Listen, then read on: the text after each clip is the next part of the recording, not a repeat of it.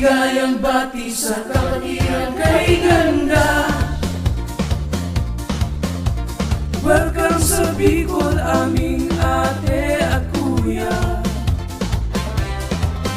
Sa aral ni Kristo'y nagpupuring may sigla.